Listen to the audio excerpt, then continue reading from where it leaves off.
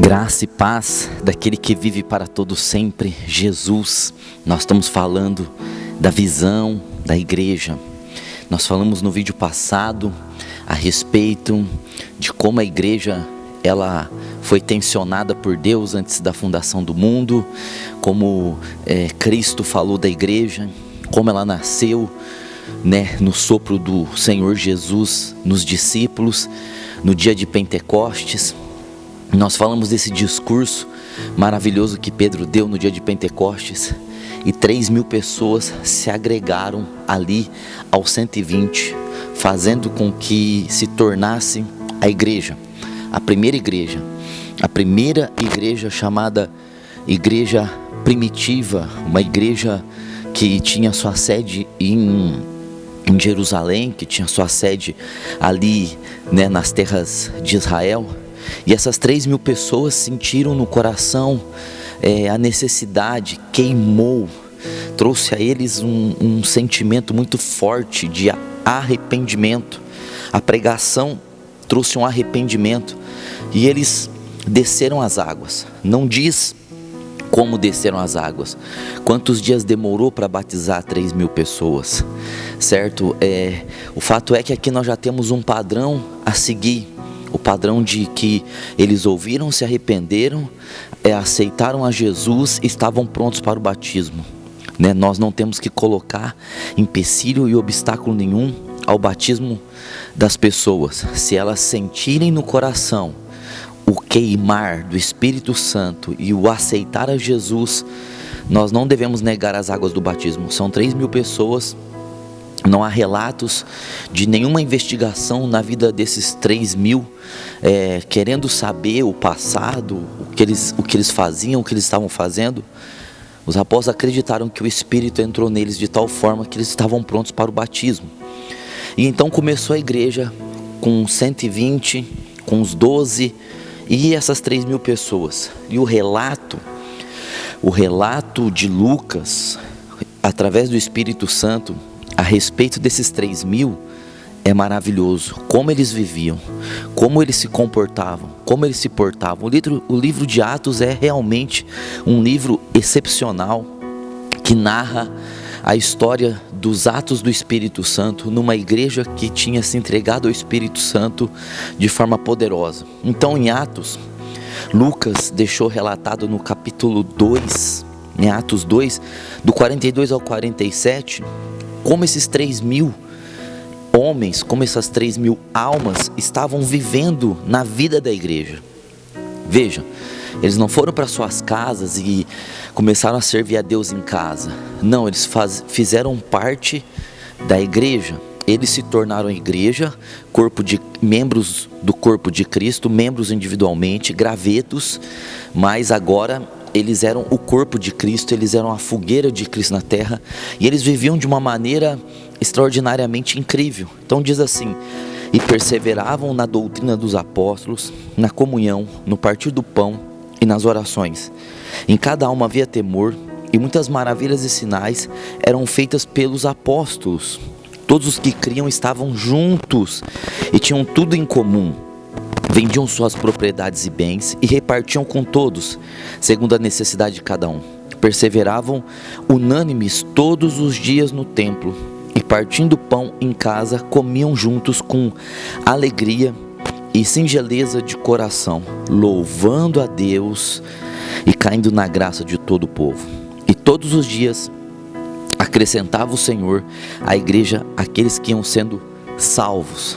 Veja, que texto excepcional, que texto maravilhoso esse de Atos 2, 42 a 47, revelando como essa igreja vivia. Às vezes nós chegamos a pensar muito diferente do que a igreja de hoje vive, porque a igreja de hoje ela está preocupada com as campanhas, ela está preocupada com a sua vida financeira, ela está preocupada com a sua vida material, e elas não estão inseridas, as pessoas não estão inseridas no propósito, que é ser igreja para tornar outras igrejas também. Então, eu quero hoje falar a respeito do versículo 42, que mostra 4 atitudes, 4 ações, 4 maneiras de que a igreja primitiva vivia, 4 princípios elementares da igreja primitiva. Primeiro, doutrina dos apóstolos. Segundo, comunhão. Terceiro, partir do pão. E quarto, orações. São quatro princípios, 4 ações que essa igreja primitiva possuía no seu núcleo, e esses 3.000 viviam nesses 4 pilares, ou nesses 4 fundamentos.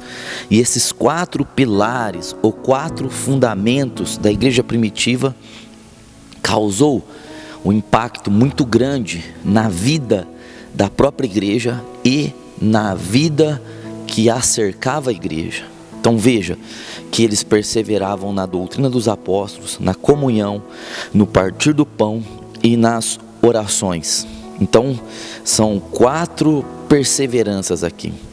Hoje eu quero enfatizar um pouco a palavra perseveravam. No que eles perseveravam? Se nós lermos superficialmente, nós vamos pensar que eles perseveravam na doutrina dos apóstolos, mas não é isso que o texto diz. A palavra perseverar foi colocada aqui na frente pelo Espírito Santo para nos mostrar que essa perseverança era para os 4 pilares ou 4 fundamentos da igreja. Ou seja, eles não só perseveravam na doutrina dos apóstolos, mas eles perseveravam na comunhão, no partir do pão e nas orações. Então a palavra perseverar aqui, ela começa para mostrar que essa perseverança era em 4 pontos essenciais e elementares, que esses 3.000 novos convertidos, a maioria veio do judaísmo, veio da sinagoga, veio de frequentar os sábados a sinagoga, veio da lei, veio sabendo de Moisés, sabendo de Elias, sabendo de Jeremias, sabendo do cativeiro babilônico, sabendo da lei. E eles se converteram ao Senhor Jesus, e agora eles estavam tendo uma nova vida, e essa nova vida era de perseverança na doutrina dos apóstolos, na comunhão, no partir do pão e nas orações. Esses 4 pilares de ação da igreja primitiva, ou esses 4 fundamentos, são os 4 pilares e fundamentos que começou a edificar a igreja. Jesus havia dito: eu edificarei a minha igreja. E agora Jesus estava edificando a sua igreja por esses 4 elementos: doutrina dos apóstolos, comunhão, partir do pão e orações. É assim que o Senhor edifica a igreja. O Senhor edifica a igreja através de doutrina dos apóstolos, de comunhão, de partir do pão e de orações. São os 4 princípios, os 4 elementos que edificam a igreja, que são a base para ser a igreja edificada, que são as colunas dessas paredes chamada igreja, que somos nós, o templo vivo de Deus, certo? Agora veja que essa palavra perseverar, ela tem um sentido muito tremendo nessa passagem, porque, como eu disse, ela está mostrando que eles perseveravam nesses 4 elementos, nesses 4 princípios e pilares. Eles perseveravam.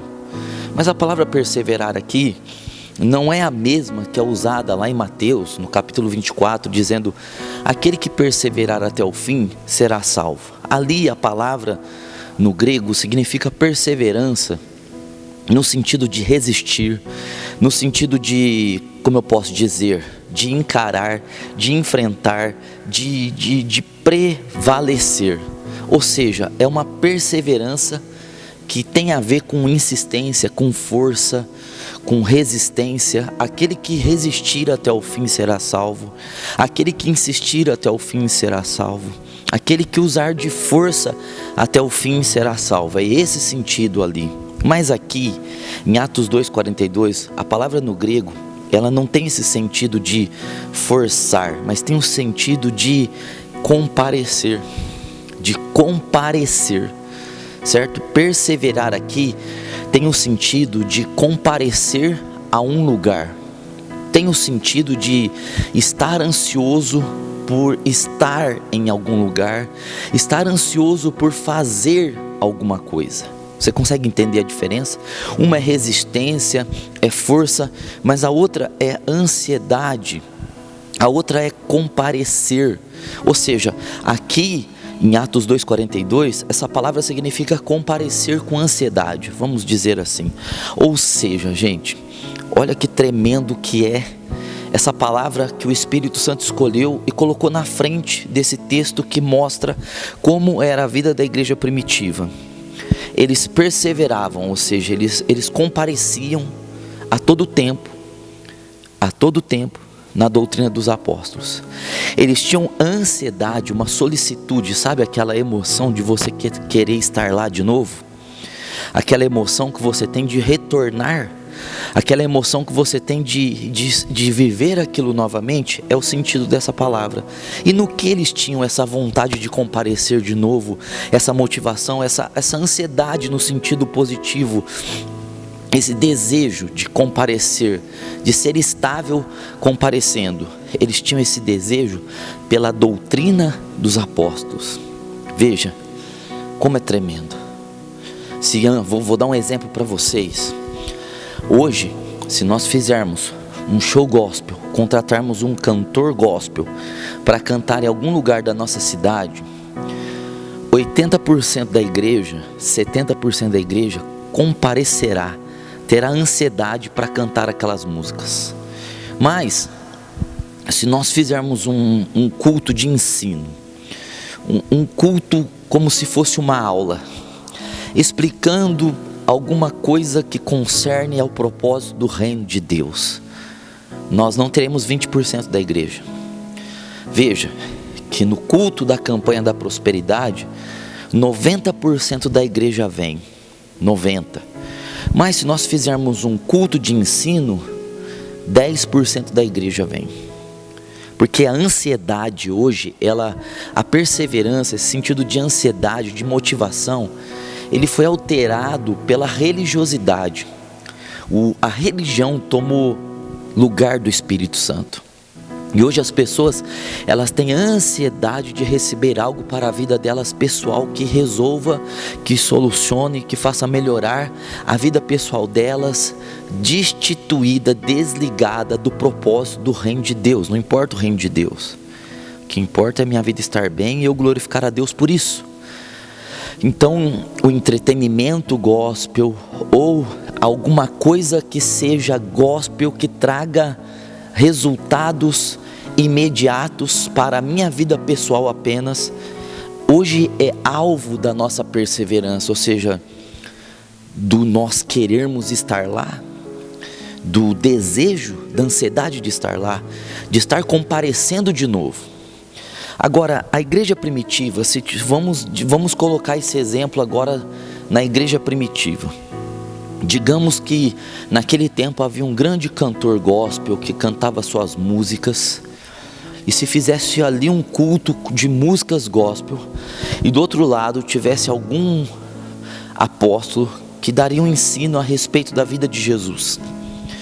Naquele tempo seria assim: 10% estaria no show e 90% estaria na ministração de ensino de um apóstolo, porque a perseverança, ou seja, a ansiedade, a motivação, o desejo de estar novamente naquele lugar fazendo a mesma coisa, era direcionada à doutrina dos apóstolos, ou seja, ao ensinamento. Mas com o passar dos anos, a igreja foi substituindo o Espírito Santo pela religião. E a religião, ela põe o medo, a religião, ela põe trocas, a religião põe o entretenimento. E o Espírito de Deus o Espírito Santo sempre vai nos levar a perseverar na doutrina, ou seja, a estar ansioso por aprender mais de Jesus, querer comparecer sempre ao ensino de Jesus, ter a motivação, ter a estabilidade, uma continuação que não requer esforço.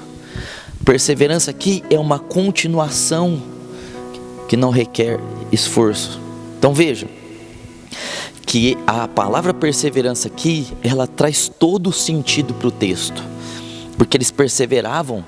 A ansiedade, a motivação, o estar e o fazer a mesma coisa estava direcionado à doutrina dos apóstolos, na comunhão, ou seja, na koinonia, estar ligado um ao outro. Você lembra que Jesus orou? Ou seja, a religião nos faz ter diferenças. A religião nos faz ver pessoas maiores, pessoas menores, pessoas com mais unção, pessoas com menos unção. A religião é assim. Ícones, nós começamos a ter ícones, nós começamos a ter uma idolatria por algum homem que tem um suposto dom. E aí nós queremos estar onde esse homem está, nós queremos participar das reuniões que esse homem faz. Veja, a religião fez isso.